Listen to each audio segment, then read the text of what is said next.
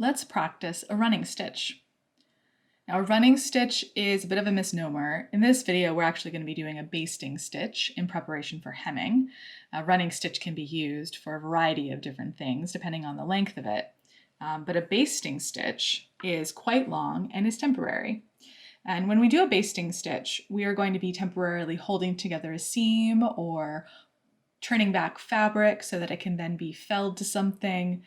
In this case, I'm going to fold up this fabric as if I'm hemming it. And so I'm going to baste this fold up. And to baste, it's super easy and is probably one of the best first options for you. Is you're going to be using your non-dominant hand alongside your dominant hand. So I'm right-handed. So my left hand is actually doing the work of stabilizing the fabric here. So I've pre-pressed this and I'm pinching it with my left hand, and then I'm going to follow behind it with my needle and with my right hand. So again, if you're left-handed, you're going to be pinching with your right hand and then following along with your left hand. But to baste this up, all I'm going to do is take my needle, and I'm holding my needle parallel to the work, parallel to my body. I'm not going to be sewing like this.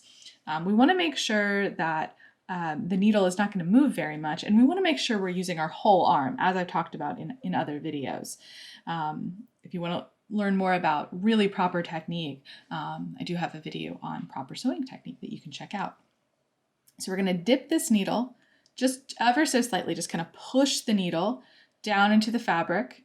My middle finger of my non-dominant hand is actually interacting with the tip of the needle there, so I kind of know when it's going through the fabric. And then I'm going to gently kind of pivot that needle upwards, and it's going to then connect with the fabric and come through it. So if I do that again, you can actually see what happens is my non-dominant hand actually is pushing the fabric up, and my dominant hand is rocking that needle back so that they actually intersect with one another. And now I'm going to pull that through so the knot is locked in place. And then I'm just going to continue to do the same technique along the row. So each of these stitches is going to be about 1/4 of an inch, or about 5/8 of a centimeter. So we're looking at a relatively big stitch. It doesn't have to be super tiny, with the intent of just, again, temporarily holding this fabric up.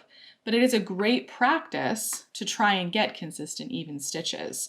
It's also a really good practice in just proper technique, proper thimble usage, and how you hold your hands, and just getting comfortable with needle and thread and manipulating that fabric as you're sewing behind it.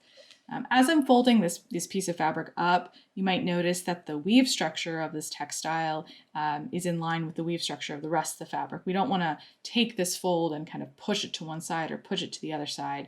In this case, since I'm going to be doing a hem later, I'm going to do it nice and straight. Now, even though I'm basting the raw edge of this fabric back so that I can eventually hem it and finish it off, I will do this kind of basting on different types of things. So it might be for hemming, or it might be in preparation for, say, turning back the raw edge to then fell a lining into, say, a bodice, or it might be folding back fabric for the purposes of doing, say, some mending or even some applique. So this is definitely an extremely versatile technique. It really is the foundation of 18th century hand sewing, and it can also be the foundation of modern hand sewing.